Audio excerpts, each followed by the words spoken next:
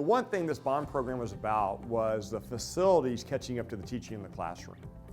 Many of our buildings were built in the 50s and 60s before air conditioning, and what I have always sensed and known from my first days in the school system was the quality in our classrooms. And really what I felt like is that this bond program recommended by our community and approved by our community was a bond program that was about our facilities catching up to the great teaching in the classroom.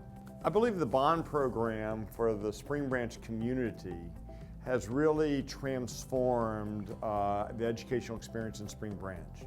When we started this bond program, I think in 2004, 2005, we started with just a group called our Facilities Committee, our Long Range Facilities Committee, to really look at the condition of our facilities and how did we move forward in the future. It went from that to really transforming the school district. And by stretching our imagination and initially tackling the replacement of 12 elementary schools and now 13th with the savings from the bond program, it really stretched our imagination and really turned it into a transformational process versus just a facility condition process that we started in 2004, 2005. When we started this long-range facility plan and when we started the bond program, the long-range facility group kind of looked at different areas, replacement, renovation.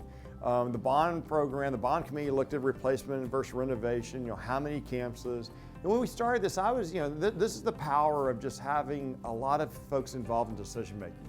When we started this, I was probably comfortable with, maybe we could do 3 replacement schools. Maybe that's what the community would accept. That's what we could do. Maybe as we went through the bond committee, maybe 3 to 5, maybe 3 to 5. Our board's leadership was just critical because they were really the group that said, what, let's stretch this and let's go to 12. And then with the saving, let's do 13. And that's what just bring collective groups together, the community, the leadership of the district from the staff standpoint, the board, everyone collectively really helped us stretch the system, and we wouldn't have gotten what we have today without that type of leadership from our board and from our community that really stretched my thinking on what was possible.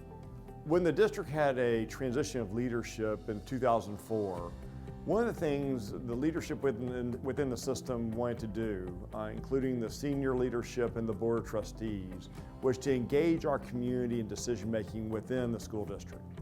We believe we had a very informed, very, very knowledgeable community, and we need to figure out ways to get them involved within the decision-making of the system, because then we would make better decisions as a school district if our community was really engaged in the work that we were doing.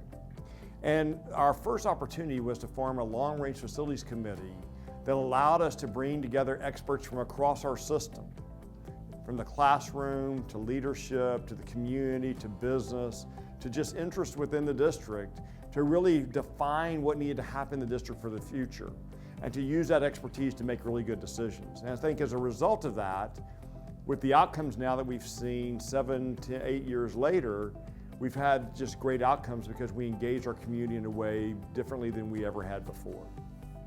So once we had a bond committee, and once the bond committee then recommended a bond election to the board, and the board looked at that and made any adjustments it needed to before it took it to the voters, we then had to decide, okay, the voters have approved this bond program. We're going to replace 12 schools. We're going to renovate all other schools. We're going to focus on transportation and technology.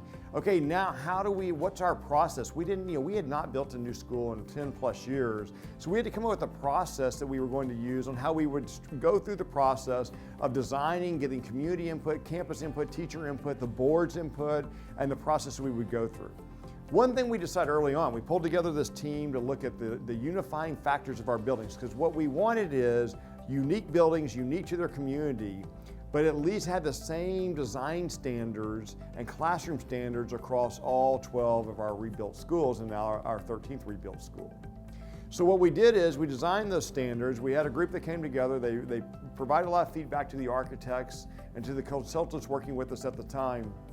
And then we went in though and designed each building unique to the community that it sits in. And so that's why you have now 12 schools open, the 13th being built, that in the classroom have unifying factors of what a classroom, a first grade classroom feels like and looks like, a second grade, third grade, fourth grade, all through them, but has a very unique architecture to it that really fits the area that it serves. remember as we went in, our first school we replaced is a campus with the highest percent of low-income students that we have in the system, Hollybrook Elementary School. And I remember we rebuilt the school behind the existing school, and the existing school was just a hodgepodge of buildings over time. In fact, one section had actually had, our schools are built in the 50s, 60s, now like exterior corridors, not interior corridors. And I guess at some point in the past, they decided to kind of build a building over two buildings. So it was just a disaster of trying to maintain this facility. And so we're building this, and I'd go walk the building, I'd go behind the new building, the old building, into the new building, and you get a sense of it. But all of a sudden one day, we're finished with the new building, and the old building comes down. And this beautiful new structure exists in a community that had not had anything new in it for probably decades. And it just was really impressive. And again, then we just saw that happen throughout our system as we went through the different projects. And I think that has been, just that vision of this, because it's kind of hidden behind this old building. All of a sudden the old building comes down and you see this beautiful new building that's going to serve, 800, 900 kids, unlike ever before. I just think that was a very impressive visualization of what this bond program was all about. The biggest surprise in the bond was really the fact that in making the decisions we made, we really, I believe, and I think the community believes too, and that we really did make a difference. It's a $597 million bond program. We went across, and you can drive our district now and you can see the real changes. We had 3 bond programs in the 90s, and they were critical bond programs. I came to the district in 96, and we were finishing up a mid-90s bond program, and then we had one in 99. But we were renovating schools that were built in the 50s and 60s pre-air conditioning. And really what happens when you start to just put a lot of dollars into renovated older buildings, you're just trying to catch up, and you don't really see the change. And so what happened in this bond program, because we addressed our athletic fields, which is all the outside space at our facilities, and because we replaced 12 schools and now 13th school, you actually drive the district and you see the physical changes. You could have spent the same money on just renovation and you would not have seen the physical changes. And I think that really, I think we went way above and beyond where I thought we would end up in transforming and transforming the look of the community.